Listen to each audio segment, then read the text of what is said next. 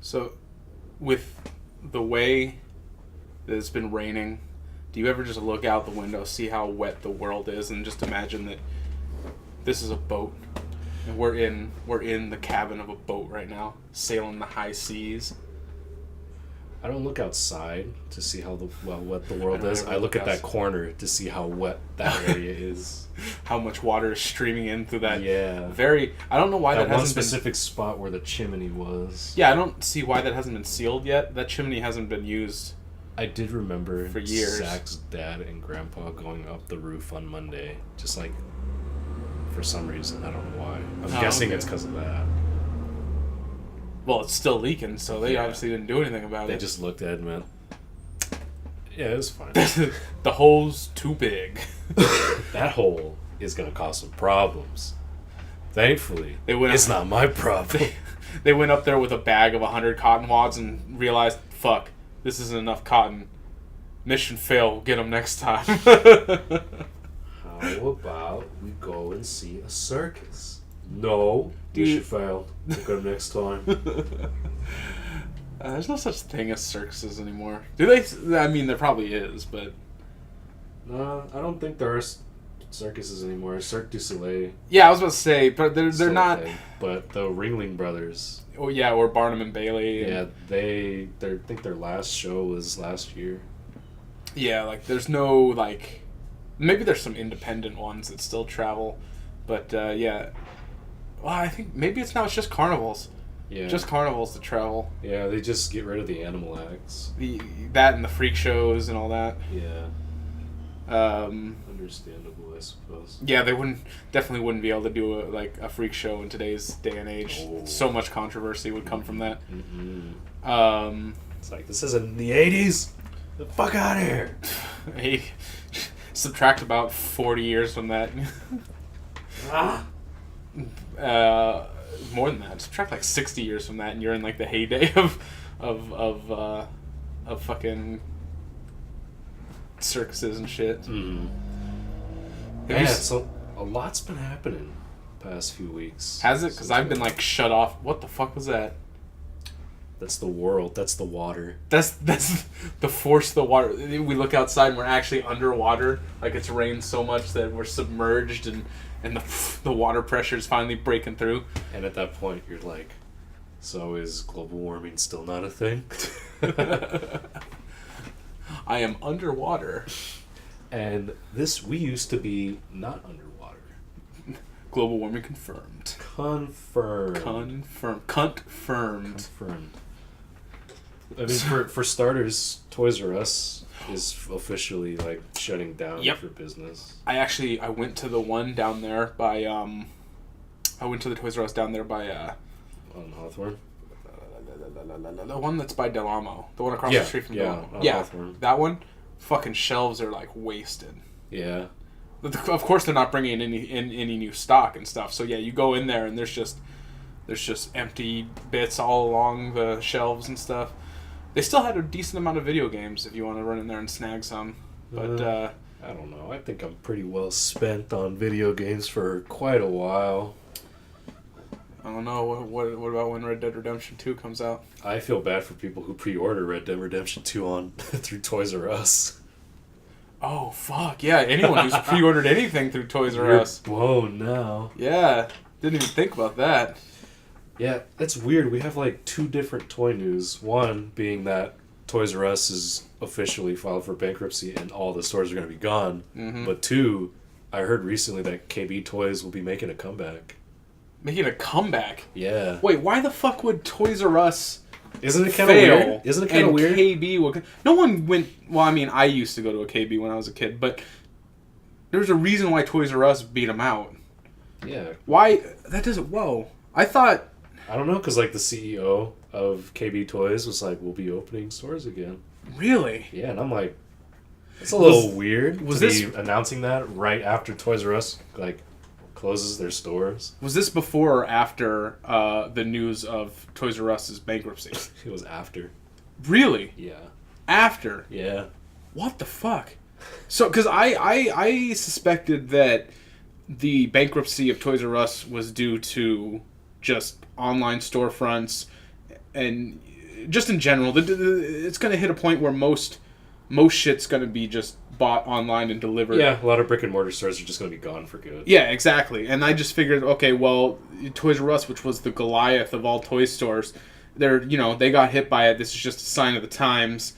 And, the day of, like, going to a toy store is pretty much over. Uh-huh. But now to hear that KB Toys, of all fucking places... is making a comeback. Well, I don't know if we can say they're making a comeback yet, because they haven't opened the stores yet. So, we can say that they are making a comeback when they continue to open new stores because they're... You know what? They actually might. Because with the closing of Toys R Us, and everyone took Toys R Us for granted. Yeah. And now with them closing, people all of a sudden like, oh, Toys R Us is closing, even though they didn't give a fuck about it like a week earlier. Yeah. They're like, oh, Toys R Us why? How could Toys R Us close? I think this is actually a very opportune moment for KB to come in and be like, oh, look, we still have Toy Store. Like, we're bringing back the toy store. And then everyone who's sad about the Toys R Us closing is going to rush over to KB, be like, oh, yes, there's still toy stores. And then that'll die out, and the KB will go under again. But yeah, just like how it was before, back in 2007. It'll just be 2007 all over again. Yep, it's the inevitable encroach of technology. It'll happen in 2027. That's when KB will close again. Any year ending with 7. So you're giving them a 9-year grace period? Yeah, around there. I mean, I'm gonna say the same thing for Circuit City. I mean, let's give it 5 years. I forgot about Circuit City coming back. That's such a terrible idea. It is a terrible idea, especially since Radio Shack's are a thing, and also, no one goes to Radio Shack. Why did Sprint buy out Radio Shack? I don't know. They just did. Well, that's just the way of big companies. They buy all the little companies, and if they don't perform, they close them out and liquidate the assets. But assets. Ooh, liquid ass. No, you don't want liquid ass. It's not a good thing to have. Ooh, I got the bad case of liquid ass. a lot of drawers have been soiled because of that. Beyond saving, just have to throw them in the trash. Liquid ass. You got that mud butt. Yeah, all because of Radio Shack dying out. But Radio Shack isn't closing down though. No, they announced that they were going to close, but Sprint bought them out. Why? And so the stores are still there, but they just have like, think of it as like a Sprint store, but attached to a Radio Shack. Like, the only reason you go to a fucking Radio Shack is if you need batteries and you're not close enough to a fucking grocery store.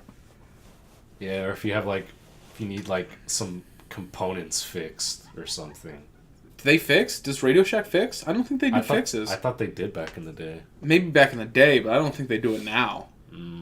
I think most people take their entry level fixes to fucking Best Buy for the Geek Squad, and then the Geek Squad fucking steals your information and sells it, which is true. That's not me being paranoid. They actually got in trouble for that. Yeah, with the FBI. Yeah, you fucking take your shit in to get fixed, and the Geek Squad just pokes through all your shit, all your porn, all your personal files, everything that's on your computer, and then sells your fucking info to the government. How does it feel that the Geek Squad's teaming up with the FBI? with you none the wiser until an expose comes out, and then everyone gets all like, "Oh my god, I feel so violated." I mean, Marvel says that Infinity what was the new movie coming out?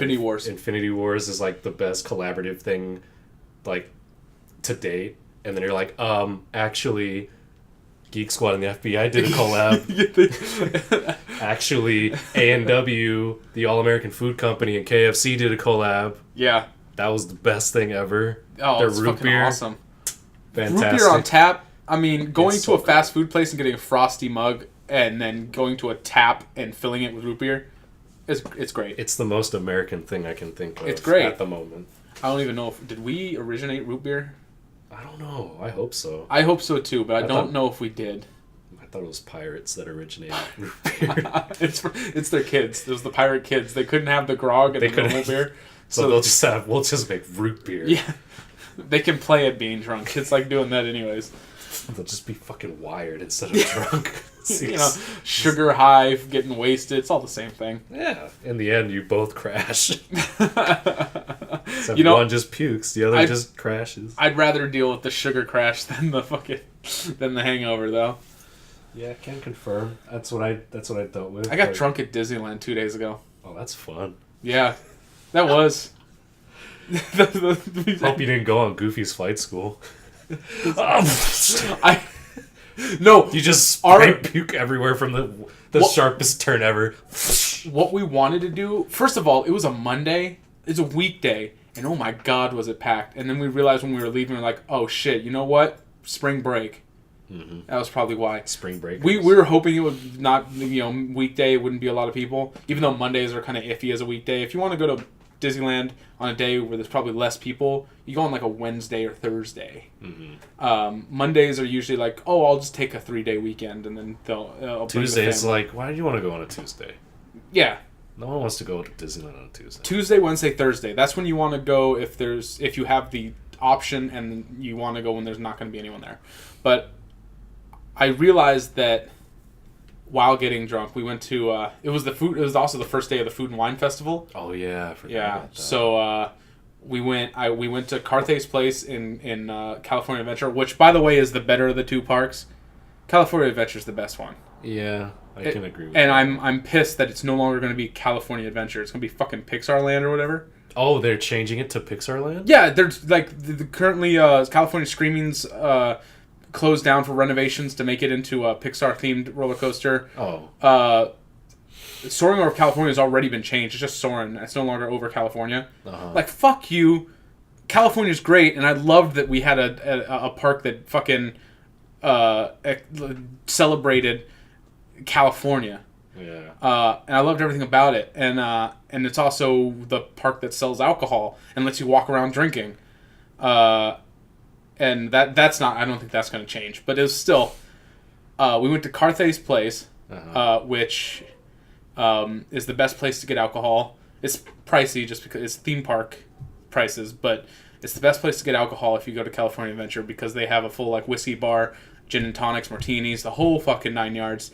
It's very fancy. It's kind of hoity-toity, but they don't you don't have to wear any fancy clothes to fucking go in there. Just say I want to sit at the bar and then order yourself some drinks. But yeah, we started there with some gin and tonics, and then we walked out to the thoroughfare where there's all the stands that were built up for the food and wine, and then we found that they had a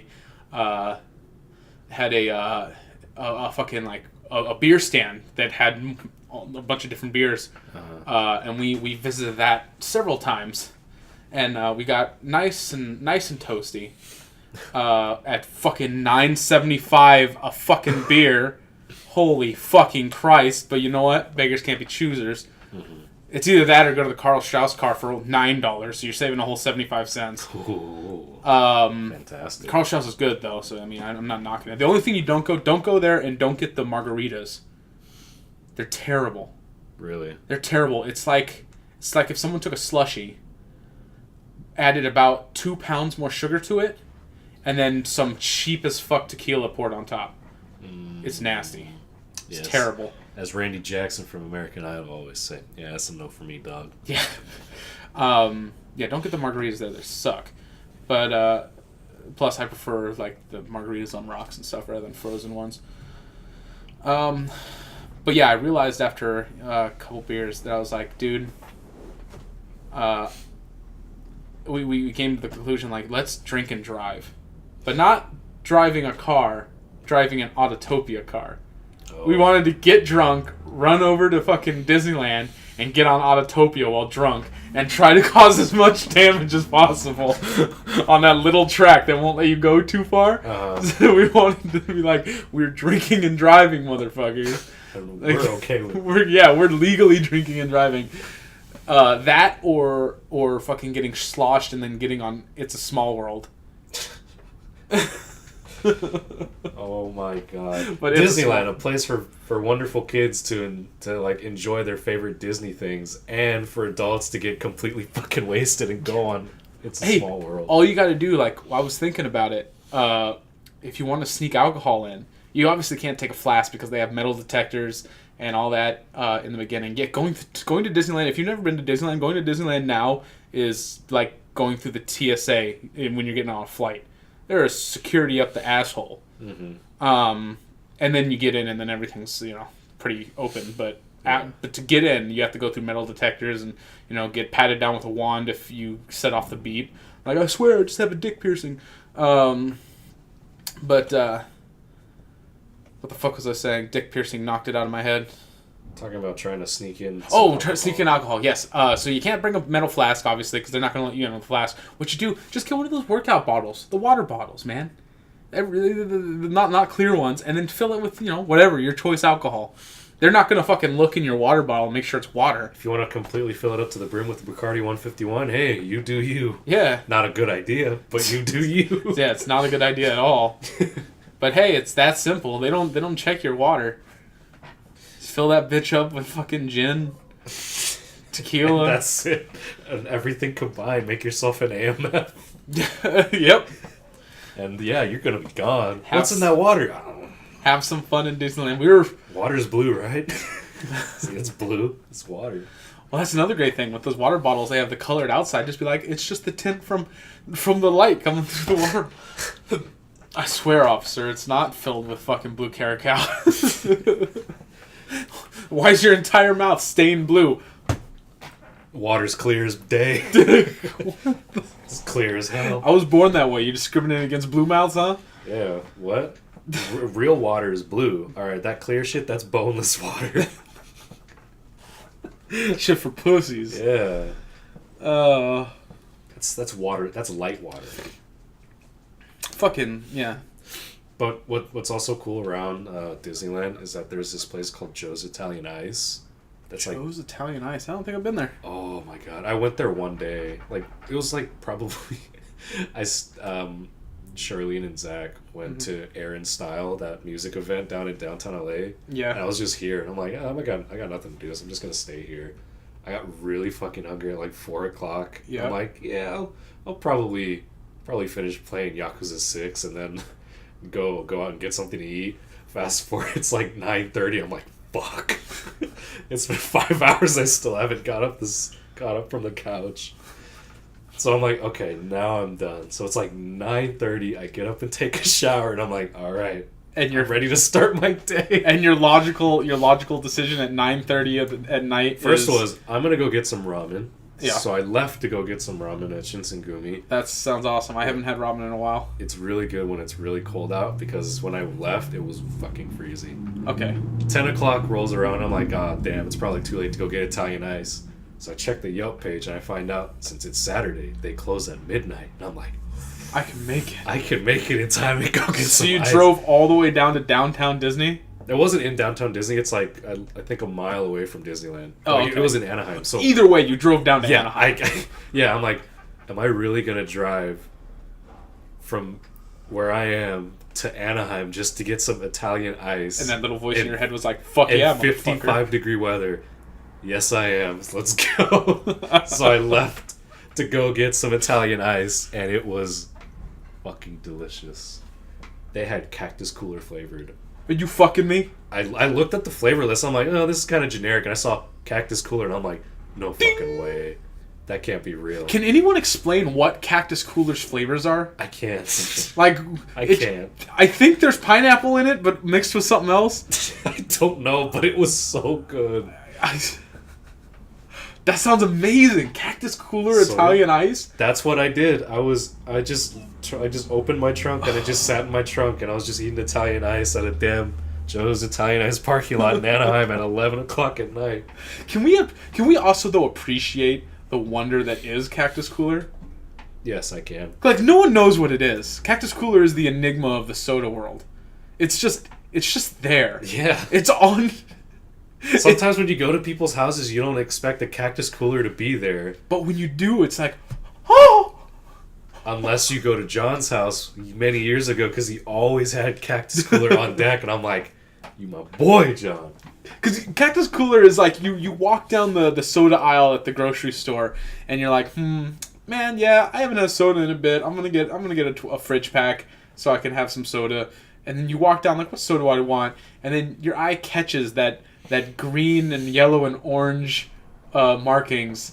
And you're like, wait a second. You look, and suddenly you're enveloped in the warmth of childhood memories and pure, unadulterated goodness. And you're at peace with the universe, and you see those letters appear in front of your vision. Cactus Cooler.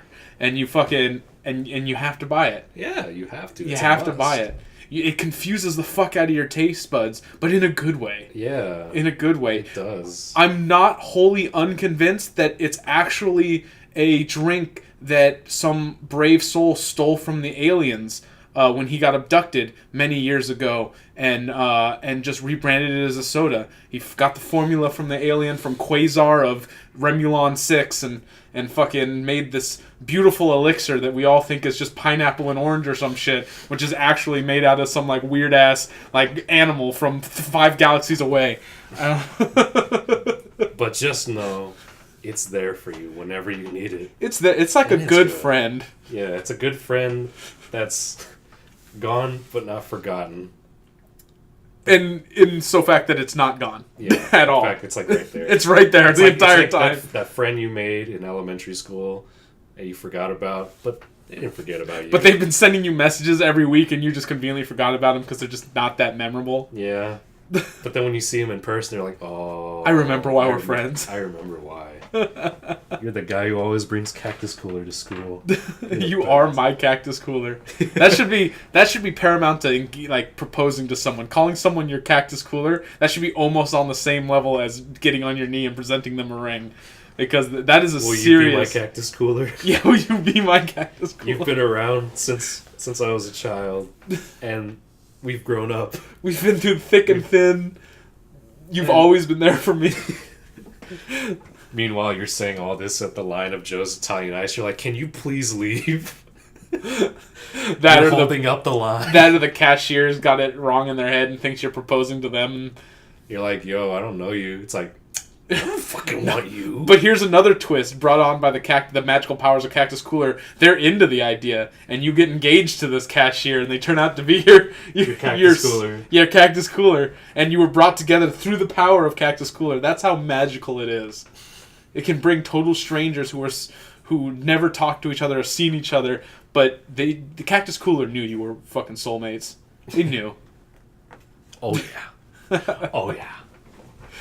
But yeah, that being said, I enjoyed every bit of that Cactus Cooler Italian Ice. It was fantastic. That sounds delicious. It was fantastic. Sounds so good.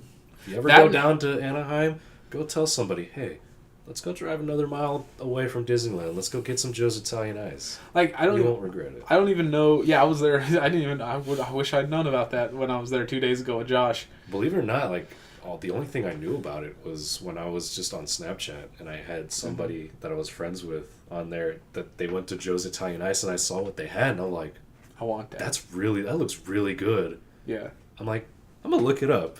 Had like 4.5 stars and shit. That's a lot of stars. I'm like, damn, that's a lot of reviews, and the fact that its average is 4.5, I'm down. I'll take that risk. And then you saw it, and it was worth it. Cactus Cooler. It was so good. Fuck, man. See, now I'm craving that. I don't even know what it would taste like, except I know it would taste good, and now I'm craving that and fucking Happy Lemon. Oh. That hasn't left me ever since having... You've had such a huge Happy Lemon, like, craving lately. I have, because I've only been there twice, so I don't get to go there, like, on a whim. I only go there when other people want to go. Mm-hmm. And yeah, after having... Actually, no, I should. I've been there 3 times. First time with you, then with everyone else when I got cheese for the first time, but I got it on the hot drink. And then when we did fucking Pathfinder...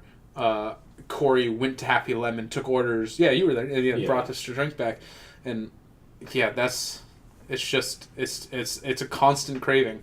Mm. It's a constant craving. I really enjoy that fucking the cheese on the tea. Who would have thought it? But it's just so good. Damn, Daniel. Gosh darn Daniel. Zach, stop it, Zach. You're gonna get in trouble. Zach, stop. I finally know the context behind that video. Oh, what happened? Okay, so apparently... Did he kick a police officer? No, what happened first was that the video that you saw of, like, that guy going like this, they filmed that first because somebody was actually getting arrested, and out of a fucking whim, there's a guy that they're friends with that looks exactly like him. And so they wore the similar outfit. They're like, Zach, stop, you're gonna get in trouble. And then they showed that, and I'm like, that is so brilliant. I can't believe that. That's fucking awesome. God. Hey, when opportunity strikes, man. I know. When everything lines up and you're like, holy fuck, we can make something out of this. The light bulb just goes off and you just start fucking creating. Yeah, exactly. Okay, so there's something that happened recently that I was super stoked for. Yeah. Like, I went to the Yakuza 6 Essence of the Art exhibit. Yeah. It wasn't in a back alley Chinatown fucking warehouse where you had to sit down like a fucking sweatshop worker and create the art yourself. Yeah, no. Because that happened to me. Yeah, from that Final Fantasy thing. Yeah, where he sat down, gave us fucking the implements to make something and said, yeah, the patrons make the art. And we're like, Nani? Okay. I guess I'll sit here and draw so that you can put it on the wall and have a show based off my labor. But yeah, no, this was actually in an art exhibit in Alhambra called the Gallery Nucleus. So a bit more less it's dodgy. More professional. Yeah. So what they did was John, his girlfriend Chio, and I went there on a Saturday. It was the grand opening, and they said I think the first 200 people that were able to wait in line would get a free pin of the mascot from like the new area in Hiroshima. Like, you know how like each prefecture in Japan has like their own mascot? I did not know that. But they have like weird fucking mascots for each Japanese prefecture. Okay. Yeah, and I assume the pin would be like of Kiryu's like family. No, it's like it's literally like a fucking weird thing with an orange and like a sailor shirt. Okay. It's like based off of Hiroshima, and they have like I don't know. I guess they're popular. A giant mushroom cloud. Yeah. And besides that, the dark past. I'm talking about like boating and stuff, but its name was like Onomichi or something, and then like you get a free pin. We didn't make it in time, obviously, because we got there at like 3 or 4 o'clock in the afternoon when it started at 12. Yeah. And they were selling Yakuza 0, Kiwami 1 and 2, 3 and 4 for like $20. Ooh. They had like giant stacks of them. Fuck, it sounds awesome to go. I recently finished Kiwami. Mm-hmm. I did all the fucking Majima Everywhere stuff too. I had 100% Dragon and all that. The game is completely broken by that Dragon style, by the way. Oh yeah, I bet. Oh yeah, like once you learn the Tiger Drop from the old man for having to go through the Colosseum and get him his paintings, when you learn the Tiger Drop, which just is hold guard, and then right before the enemy attacks you, hit triangle. You do like a fucking 0.1 second quick jab, takes a whole health bar away. And it doesn't cost heat. It generates heat. So you can spam it. Every time they go to attack you, bah, bah, bah. They have 2 health bars, bah, bah, they're dead. Majima got his full fucking purple, bah, bah, bah, bah.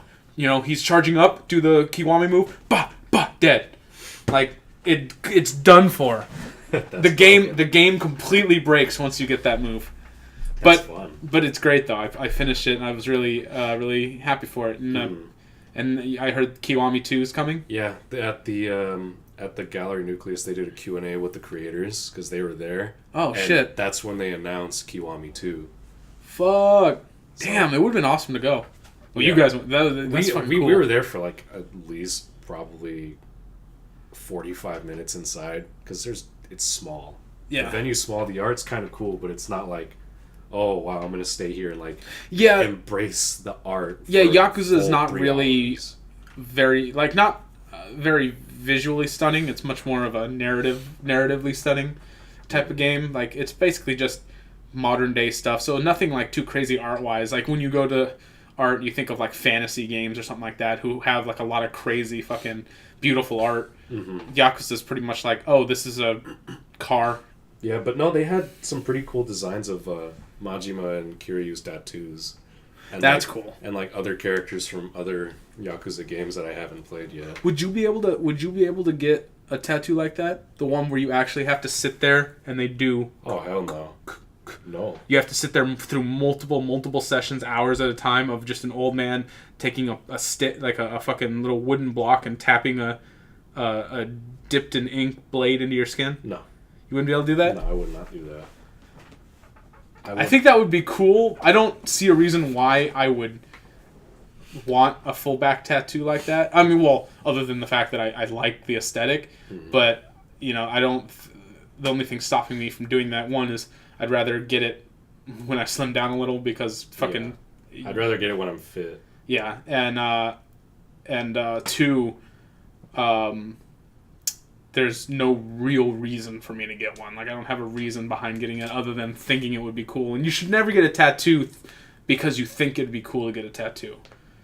Because there's a lot of people I know through like family and stuff who have gotten their tattoos removed, or who are just have been upset with tattoos, because a lot of young people go like, oh, I'm gonna get a tattoo because I think it's gonna look cool.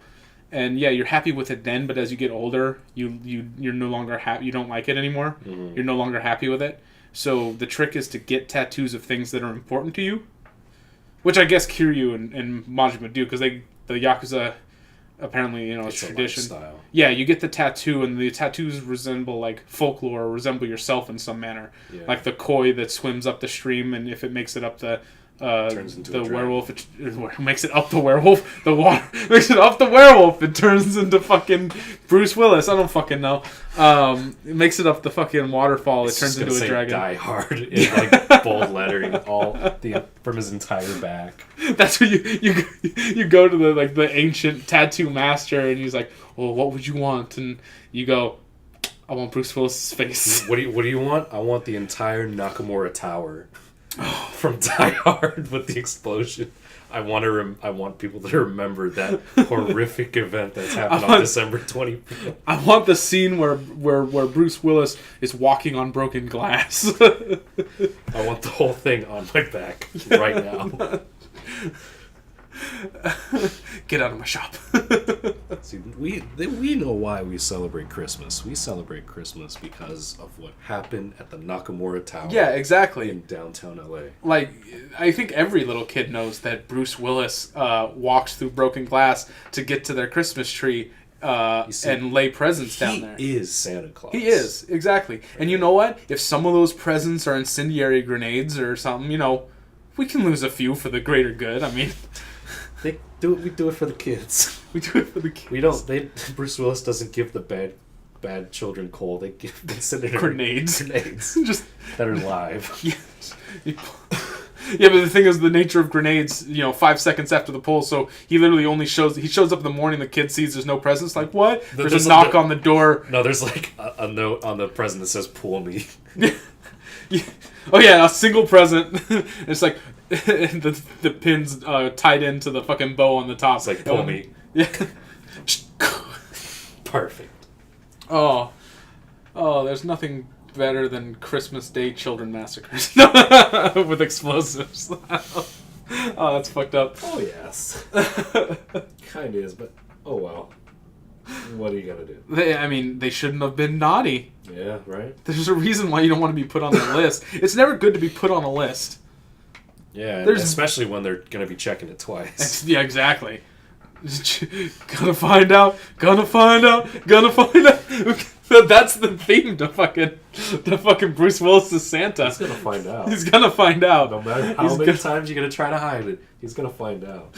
He's gonna find out. Good shit. I love that so back much. To the topic at hand. Yeah. I really am looking forward to Yakuza Kiwami 2. Yeah, me too. Coming out August 28th. Oh, fuck. End of the year. This summer. I'm looking forward to end of the summer, yeah. Yeah, still this year though. I was expecting it to come out in like December. I wonder if they're gonna have another Majima everywhere style. No, but in 2 apparently you can play as Majima. You can play as Majima? Okay. Yeah. And people are kind of freaking out over the fact that this game's gonna cost $50 instead of like what happened when Kiwami 1 came out, which it was like 20. 30. Yeah, 30. But if you had if you had Amazon Prime, it was like $23. Oh shit! It's like, yo, that's a steal. But the reason why it's $50 is because Yakuza Kiwami 2 has been completely remade under the new engine that was used to make Yakuza 6. To be fair, and it was it has a lot more content than 1. To be fair, Kiwami, the first one, was also redone from the ground up, but it was done in the Yakuza 0 engine. So they put a lot of work into that one too, but I think Kiwami 2 is getting a much more... I think what they did is Yakuza 0 created a rift in their storytelling, because it seems that, at least from like the first Yakuza and so on, like characters like Majima and stuff, they were just kind of side bit, wacky for wacky's sakes characters and shit like that. And then Zero came around, and they, and that whole story happened, and you see Majima as not a crazy person. And they had to justify that. They had to go into the next, because when Kiwami came out, they're like, we can't just do a remaster of the first one because it doesn't make sense now. So we have to put in all this stuff, all this extra dialogue that references what happened in Zero, all this extra dialogue for Majima, like sometimes being serious and referencing back when he, was the master of the king of nightlife or whatever in Sotenbori. Yeah. Lord of the Night. Lord of the Night, that was it. Yeah. Sotenbori's Lord of the Night. And yeah, so now they're gonna have to go through every fucking thing that's happened in Kiwami 1 and put it in Kiwami 2. Yeah, well, not only that, it makes sense. But not only that, yeah. But now, since they started with 0 and then changed 1, they've created the rift that they have to follow through the rest of the Yakuzas. They have to go through every fucking Yakuza now and redo it to some degree to make sense. That's another thing that I find weird, because in 0 you get introduced to, I know you don't like it, but I like it. It's Pocket Circuit. Actually, I grew to enjoy it in Kiwami. I grew to enjoy it, but that's only because I started because I went into it at first completely blind, and I was like, I can't win shit. No matter what I'm making, they're just fucking murdering me. So I was like, fuck it. I'm just doing this so that I can go against Majima and get the dragon stuff. There's no other reason I'm doing this. So I just looked up a guide, like, these are the parts to use in each race. I'm like, cool.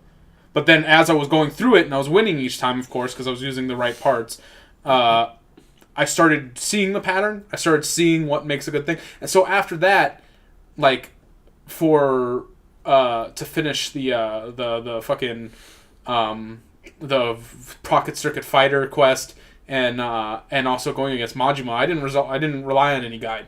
I just went with the pattern I'd seen. And it started becoming... It clicked. Once it clicked, it felt fun. Yeah. I liked it. Same with the Musume or whatever, the cards. Yeah. Those are a little bit more RNG crazy because it's just rock, paper, scissors. Oh, Mesa King fucking sucked. Well, actually, I figured out a strategy, and it's not actually that hard of a strategy to figure out, but once I figured it out, I never lost. It was literally just... what's your opponent's... Well, first of all, I had found like the strongest fucking bug, which was the Emperor Stag Beetle or whatever. It was the black one, all black one that the final person in the Musa King storyline uses against you. So I was using that against everyone from the beginning. So I was really powerful, but I just realized that, hey, the computer always wants to go with their special attack, and then they'll sometimes react to to what you're doing. So I figured out that all you have to do is you look at your enemy's special attack. Mm-hmm. Oh, it's scissors. Then you only ever use rock. No, you use rock and scissors. Rock and scissors. You never use what the weakness to that strength. You never use. So if it's scissors, you never use paper. You always use rock and scissors because it only gives you two outcomes: either you tied, or you beat them. Yeah. And against a human opponent, this wouldn't work because a human opponent would throw in a random fucking one and it would all be over. The strategy wouldn't work. But the computer always would fluctuate. Would always try to use its main strength. And if you countered its main strength, or won against it, the computer always had a tendency. It would either take 1 or 2 full turns, but then they would use the weakness to their strength, mm-hmm. which would be like rock. And all you'd have to do is, I'll use rock, and you tie, and then they go back to using their fucking special. Oh, okay. So you pretty much never lost, as long as you only use their strength and the thing that beats their strength, and you pretty much win all the time. Oh, okay. Did not know that because I didn't really get too far with Mesoking. I did the whole thing because I wanted to get the dragon stuff, so I had to do it so that I could fight Majima in Mesoking. So I did the whole, and for some reason you have to do like all the story involved with each of these side activities before he'll fucking call you. Yeah. So yeah, I went through that whole everything and you just develop a little pattern. Mesoking became stupidly easy, and Pocket Circuit was still really fucking easy, but once you had all the parts that you could just build anything at your own leisure. Yeah. But it was still fun. Yeah, but like the thing that was very interesting is like in the PS2 version of 1, there was no Pocket Circuit because this was introduced in 0. Yeah. It was introduced in 0, and then in Kiwami, they decided to bring Pocket Circuit back and to have you like do a continuation of what's happened from like in like 83 or 84 when all the kids have grown up. Yeah, all the kids have grown up, and then the Pocket Circuit Fighter's all wrinkly and shit. But it's like, that's gross. He's found himself a wife, though. Yeah, but what was weird is that you see him again in Yakuza 6 in Hiroshima. It's just a side quest, though, which is fucking amazing. I see him, I'm like, he looks familiar. I was like, oh shit, that's Pocket Circuit Fighter. He's not dressed in his like colorful like race suit though, is he? You'll see what happens when you play it. I don't want to like all you know is that you do see Pocket Circuit Fighter. But what was weird is that he's like, oh, the last time I saw you was like 30 something years ago when we first started playing Pocket Circuit Fighter, and I'm like, but you saw him again in Kiwami, which was 20 years ago. Yeah, so like, what do you mean? Like, you only saw him in 0. So what the fuck does that mean? You know? So like it's I know how it's like somewhat connected, mm-hmm. but from Kiwami to 6 it just doesn't make sense because like that part just that might just be an oversight on their side because they probably didn't think they would have to do too many Kiwamis, and then they got the massive response that they did. Oh yeah, and so now they're going on to make the other ones into Kiwamis, and because they probably just put the Pocket Racer there as a nod and be like, for people who've played 0 and 1, it's be like, hey, oh remember this guy? Yeah, remember this guy? Again. But now they're gonna be, now they have to be like, oh shit, now we have to go through the rest of the series. Are we gonna put him in there? Like, well, they shouldn't because in Kiwami 2, there shouldn't be the Pocket Racer because it should be taken over by what's his name? Yeah, that kid. Yeah, the kid that was a host. Yeah. Was a host for a club that sucks at it.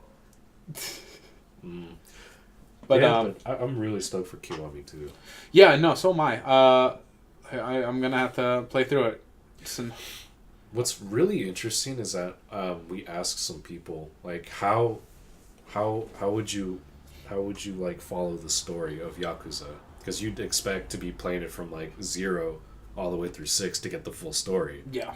But one of my friends finished 0 and he went all the way through 5, and he said the most important storyline happens in like 1, 4, 5, and 6. Because what happens in 2 and 3 is somewhat kind of irrelevant with what happens in the rest of the story. You get introduced to characters, but they'll just die out as if nothing happened. Okay, so what's the story of 2 then? Because we're gonna get into spoilers here for anyone listening. So if you haven't played Yakuza, I highly, if you're watching us now, which I don't think you are, but if you listen to this on YouTube or something, about to get into spoiler territory, go play fucking Yakuza. The fucking stories are great. It's like it's on par with the greatest like Yakuza films you've ever seen. Cheap as hell. It's so great. Yeah, well, Kiwami's only $20. Zero might be a little more expensive. Yeah, but Kiwami's $20. They're highly worth it. I recommend you play 0 and then 1. I enjoyed 1 more than 0. That being said, I was more into 1 when I was playing. I was more into Yakuza when I was playing 1 than I was when I was playing 0. So 0 might be just as fun if I went back and played it. Okay, but anyways, so what happens in 2? Like, what time place does it take place? Because 1 ends with you becoming the 4th chairman of Tojo, but then you instantly retire and hand the 5th chairmanship off to what's his name from the Omi Alliance is now, which I thought was weird. Like, he's from a rival Yakuza family, and you just handed him the. Granted, he was betrayed by the Omi Alliance, and so he was pretty much no longer the Omni, but there had to be some pushback from Kiryu naming the 5th chairman being a guy from rival Yakuza family. Yeah. I honestly don't know the fucking story that happens in 2. All I know is that there are 2 people with dragon tattoos, and that's Kiryu, and like this one guy from Sotenburi in Osaka. I don't know if you remember like one of the side stories in 0 when you play as Majima. Mm-hmm. There's like this one beefy looking dude. Not Mr. Shakedown? No, not Mr. Shakedown. He had like blonde hair. Had like a little back. Oh yeah. He was like 5. He's like 12-year-old kid, but he looks like he's a huge. Yeah. It's based off of him. Okay. It's him when he's. You also run into him as Kiryu later in 0. Yeah, but it's based off of like Kiryu and that guy. Okay. It's to see who is the dragon of those. Who is like the better dragon of the 2, I guess. The better one with the dragon tattoo. So that's really all 2 is? That's all there is to it. What's okay, so like that's why I meant like 1, 4, 5, and 6 are like the relevant parts of the story, and 2 and 3 are just one-offs in a way. So how much further in the future is 2 from 1? Because 1 takes place in what, 2005? I think it's like 2005 or 2006. Yeah. It's like a year later. A year or 2. Really? That's it? Yeah, it's not that far. Oh, okay. Shit. Because Yakuza 6 is current day. No, kind of. It takes place in 2016. Okay. Basically current day. Yeah. 2 years ago, but still. Current day, kind of. So yeah, it's not that far off. Okay, because I know like the main. Okay, because does he go like does Kiryu go back to become the chairman of Tojo at any point? No. It was just that one day, 4th chairman. Yeah, and he's like, I don't want to do this. I don't want to get back into this life. Well, it's because he wanted to go back. He went and he ran the Sunflower Orphanage, right? Yeah, in Okinawa with Haruka. Yeah. At that point, it's like, which he doesn't want to get involved in this mess. Why the fuck didn't they take the goddamn puppy? I don't know. I thought because the reason is like Kiryu asks Haruka, "Do you want to bring him with us?" Because Haruka's like saying goodbye to him. Like, well, you want to bring him with us? Uh-huh. Like, we can take the dog. And she's like, no, I want to leave him here so that he has a chance to find his mom. That's not how it works. He was an orphaned puppy, and you saved him from some hoodlums that were going to fucking kill him. But that's not how it works for street dogs. His mom's probably dead. Yeah. I'm sorry, but that puppy's mom is probably a goner, and you've just doomed this puppy by not fucking taking him with you. Take the fucking damn dog. He's an adorable little Shiba Inu pup that just sits there and barks at Kiryu every time you fucking go to him. And He's fucking amazing. He's the greatest. He's the greatest little dog ever. That and the dog that walks with the homeless man, the like black Shiba Inu. The homeless man walks with. He's a good doggo too. Doesn't say anything, but it's just cool seeing him. But it's just there and it's cool. Yeah, take the puppy. What kid doesn't want a puppy? I understand the sentiment, Haruka, but you're wrong. I understand where you're coming at, but you're wrong. Take the dog. He'll have a better life. Oh my god. I was so pissed.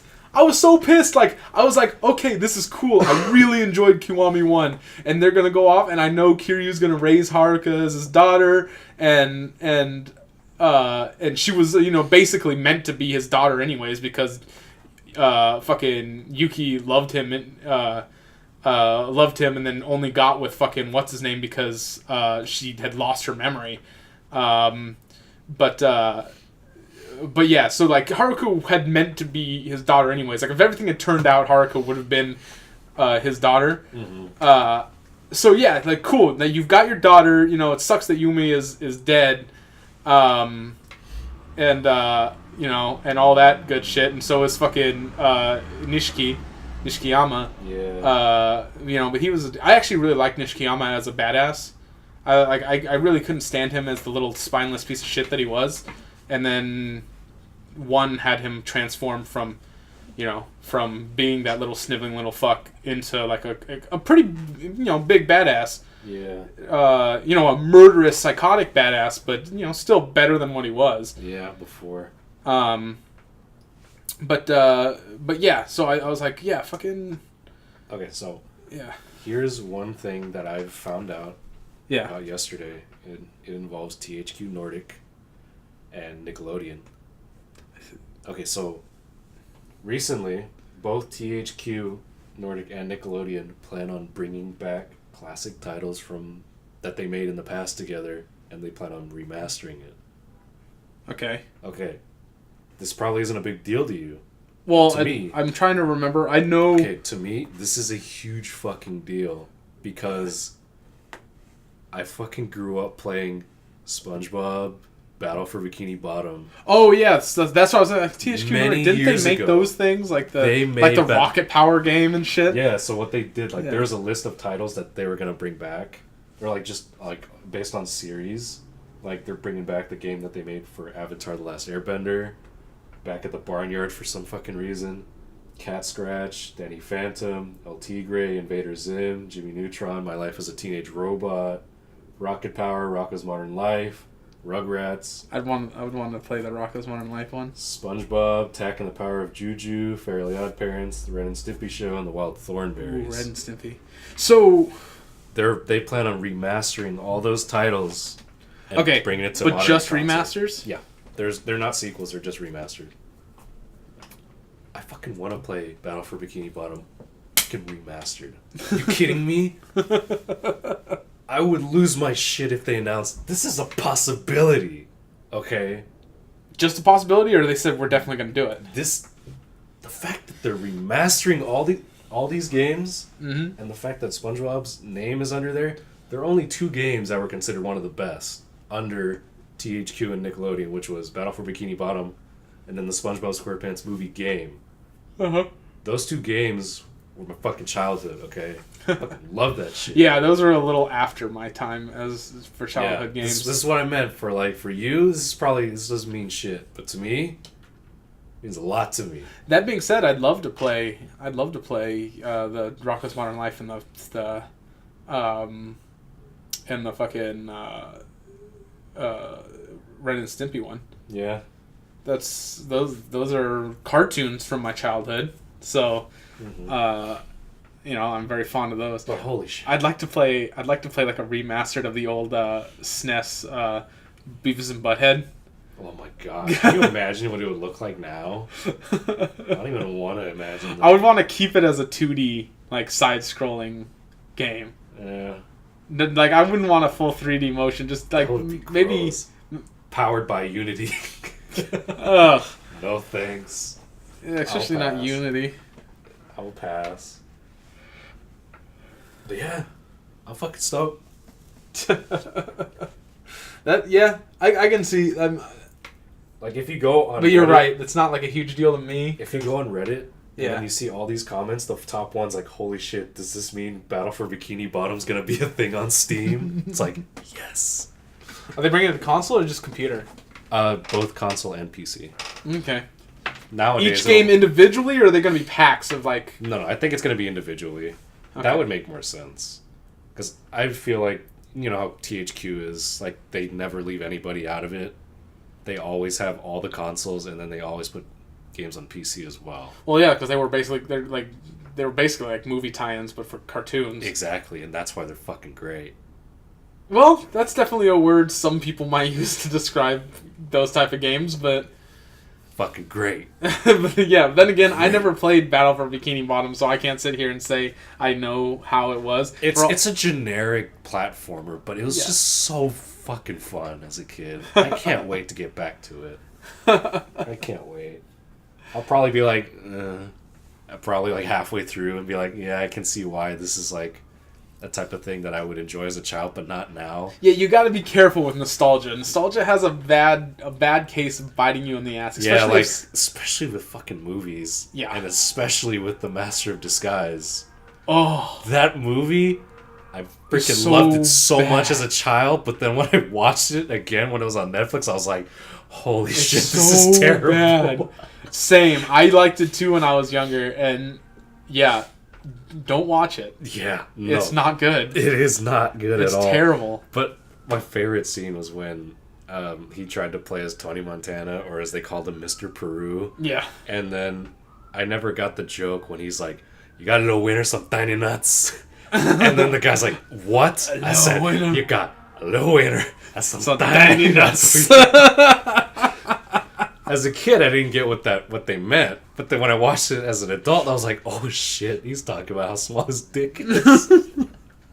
Like all those references in that movie were of shit that kids would not have gotten. And then our parents would be like, "Oh my god, the ice cream man, he took the rest." When he was being what's his name from Jaws, like 10 kids come into the water, 29 kids come out of the water. Ice cream man, he took the rest. Oh, fuck. See the shark's eyes? They're like black, like a dog's eyes. Did he just fucking reference, like, the ice cream man taking children away? Yeah. I didn't even know that as a kid. Like, it's full of... Oh my god, that's terrible. Yeah, it's a movie that was... It was designed, like, visually, it just 100% appealed to children, yet the writing was 100% adult references. Yeah. And it's not a good movie. It's not. It's a very bad movie, but it's just, like, holy fuck. The only movie I think Dana Carvey was good in was Wayne's World. Yeah. Other than that... He hit his peak with Garth, and then just fucking... It went downhill when he started his own movie called The Master of Disguise. Yeah. I think that's what killed it. Like, he was like, okay, everyone knows me as Garth. I'm going to break out of being typecast as just Garth. I'm not going to be one of those actors where I'm only known for one role. All right, I'm going to be known as the guy who played as Pistachio. Yeah, then someone slaps the script in front of him for Master of Disguise, and that little voice in the back of his head is like, "Don't do it, you fucking idiot!" Let's just stick to comedy. Like, let's do it. Well, to be fair, it was a comedy movie, but let's stick to being comedians. Being a stand-up comedian. Let's just do stand-up. I actually haven't watched any of Dana Carvey's stand-up, so I don't know how good he is. Yeah, he's kind of funny. Kind of funny? Yeah. He'll always be labeled as one of Adam Sandler's guys. Because, like, the movie was under Adam Sandler's company. After Disguise. It was a Happy Madison production? It was a Happy Madison production. Okay. So I always label him as, like... the beginning of the end of Happy Madison? Yeah. Exactly. That's a sad thing. That's a sad thing you watch. The last good movie that fucking Adam Sandler was in was fucking Click. Yeah. Well, I liked Spanglish too. I have a thing for Adam Sandler in serious roles. Like I don't think any of his serious movies have been all two of them. Mm-hmm. He's probably been in more, but the ones that I can think of are Spanglish and Punch Drunk Love. Yeah. Both of which are, they're good. I mean, Punch Drunk Love is fucking weird as fuck, but it's it's not in a bad way, just in a holy fuck what am I watching kind of way. Mm-hmm. Like when he's like the piano that's sitting there in the alleyway and the fucking car fucking like is in the middle of a roll crashing in the background just down the street and you only see it as it passes and then it's fucking Punch Drunk Love is a fucking crazy movie. But yeah, and then Spanglish is a lot more normal. But I could get behind it. Yeah. But yeah, the last Adam Sandler as being a funny guy movie that was good was Click. Yeah. 50 First Dates was alright too. With Renee Zellweger? No. Drew Barrymore. Let's give a quick shout out to Christina Applegate. Yeah, I just remember the line fucking that. What segment is this? What's his name from? Try these pretzels. Pretzels is the same. It's the same. What's that? What was? Why am I spacing on his name from fucking Ghostbusters? Hmm. Like Bill Murray? No, not Bill Murray. Oh, I don't know. It wasn't. I'm stumped because that's all I remembered. I don't remember everyone else's names except for Bill Murray's. Why am I? I'm completely spacing. I just remember the line is like, "Well, do you know the walrus has the biggest penis of all mammals, or the second biggest penis of all mammals?" Mm-hmm. Of course, I'm the first. That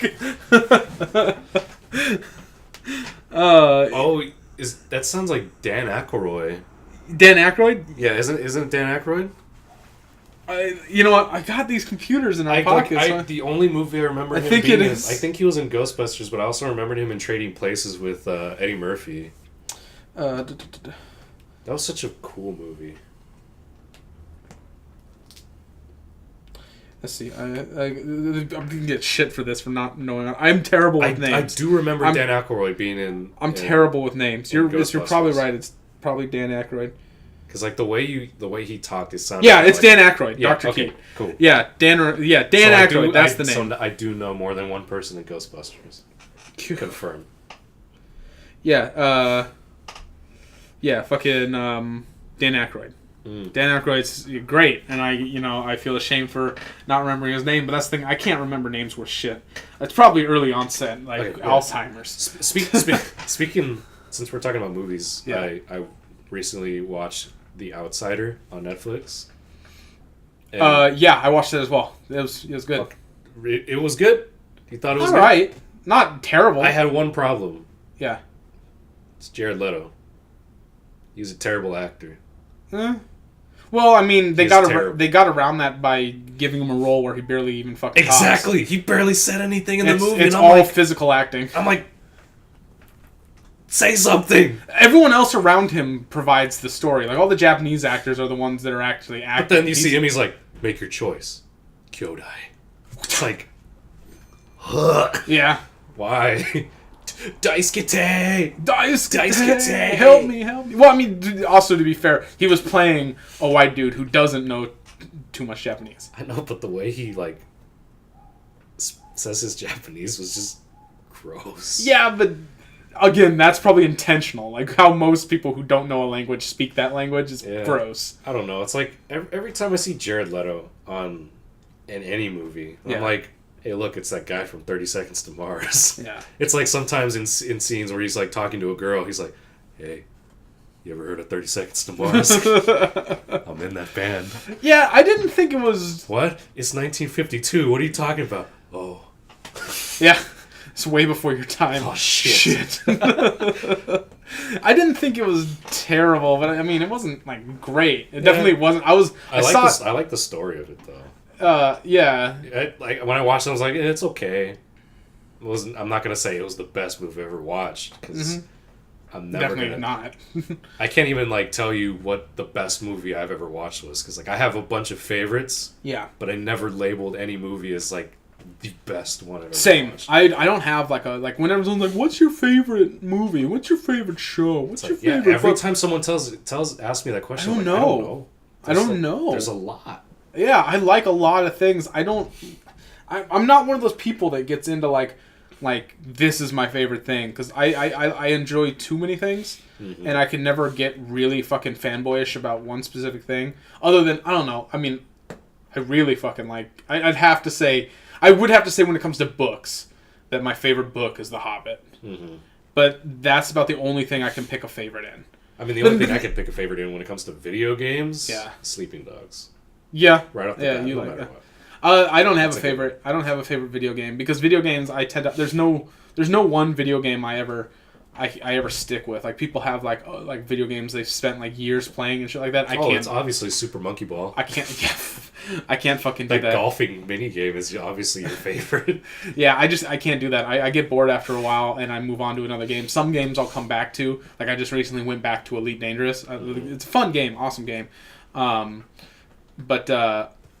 Yeah, because I saw Charlene and Zach play Borderlands. Yeah, I saw quite them a online. bit here and then. I was watching them. I'm like, I kind of have the sudden urge to play it again. Yeah, Borderlands was great. It was fun. Yeah. But I don't have like one I get obsessed about. But yeah, when it comes to favorites, I don't really have one. I say The Hobbit for books, but when I really think about it, I probably enjoyed the Hitchhiker's Guide series just as much as The Hobbit.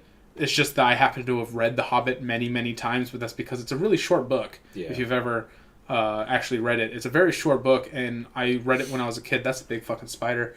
I don't even see it. It's behind your monitor. It's just crawling up the wall right there. You see that motherfucker? Oh! He's fucking huge. Look at that dude. God damn. Look at that dude. That dude's like the size of a quarter. Holy fuck. Hey, big boy. Where are you going? Yeah, don't run away from me. he heard me. He's fucking off. That's Jesus big. Christ. That's a big motherfucking spider. But he's crawling into the walls right now. Oh, there's probably a billion of them. They come out while you're sleeping, just like tickle your toes. Maybe that's why I have a couple spider bites. Do you have spider bites? Yeah. Oh shit. Like one or two. Oh fuck. They're coming after you. You're tasty. That's weird. Like, why would you want me though? You're the dark meat. They don't like the dry ass white meat that is fucking Zach. Dry white meat. Yeah, no one likes white meat. Are you kidding me? Except fucking weirdos. Yeah. So yeah, I don't know. Favorites are hard. Like I'm not a obsessive person, so I can't pick one. That's I've watched Home Alone 2 Lost in New York a lot, but that's because that was the only VHS tape that I had. That's a favorite out of fucking circumstance, not out of choice. Yeah. It's like, what's your favorite film with Tim Curry? Obviously Home Alone 2 Lost in New York, because that was the only one I watched many times. Not for me. My favorite one with Tim Curry's got to be like, that's easier to say. When you say like, what's your favorite movie with someone? That's a lot easier to choose than what's your favorite all time. My favorite with Tim Curry, fucking Rocky Horror Picture Show. I love that fucking movie. Hands down. Watched it so much as a kid. My dad introduced it to me, and I was like, "This is awesome. I love it." Give me more. How many have you watched that? You've seen that movie, right? Yeah, I've seen it a while ago. Yeah, it's all right. You know the lips in the beginning, that are singing. Oh yeah. You know that's actually the butler singing. That's really? The butler's lips and his voice. Oh wow. Yeah. Interesting. Riff Raff. Mm-hmm. That's his name, Riff Raff. Oh, I thought you meant like the rapper Riff Raff nowadays. I'm like, no. What? You see like pointy teeth and shit. No. Yeah, no, it's great. My dad apparently knew him. Like, they used to hang out. I never met him as a kid. Apparently, I met fucking Ryan Stiles from Who's Line. Oh, damn. Like, apparently when I was a kid, like, he was at the golf club with my dad, and they, like, played around, and, like, I met him as a kid, but I don't fucking remember. Damn. But, yeah, that would have been cool, Ryan Stiles. That sounded, like, so fucking, like, yeah, my dad was part of a country club. Oh. He's fucking... How does it feel? He was only a part of it because he had friends there who gotcha. got him in, and then he wasn't that for many years because he went through a lot of financial problems as an adult. Okay. But yeah, at one point there was a country club we used to go to, and I'd hang out at the pool and get chili cheese French fries. Hey, yeah, nice. He'd go play golf, and we'd swim all day, and I would eat chili cheese fries while swimming.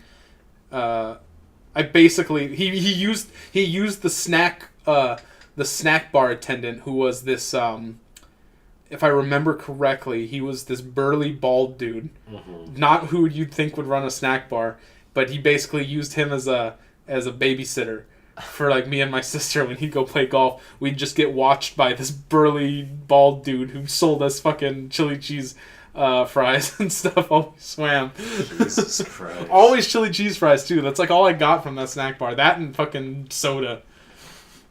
Oh yeah. Alright, I think this is a good time to end. We are at the hour and 10-minute mark already. Oh, that's good. So next time when we make another episode, hopefully we'll have Bigless Dickless Nicholas. Oh yeah, sorry, fucking Dr. Payne, the host of everyone's favorite primetime television kid show, Dr. Big Nick Nick's Big Picnic. Yeah, only on Netflix for kids. Except we are the kids. He couldn't make it to this one. He got sick because he got sick, which sucks. Yeah. But sick sucks. Yeah, sick sucks. But hopefully we'll have him on the next one. We'll have him next time. Yeah. Until then, stay frosty, my friends. Take care. See you.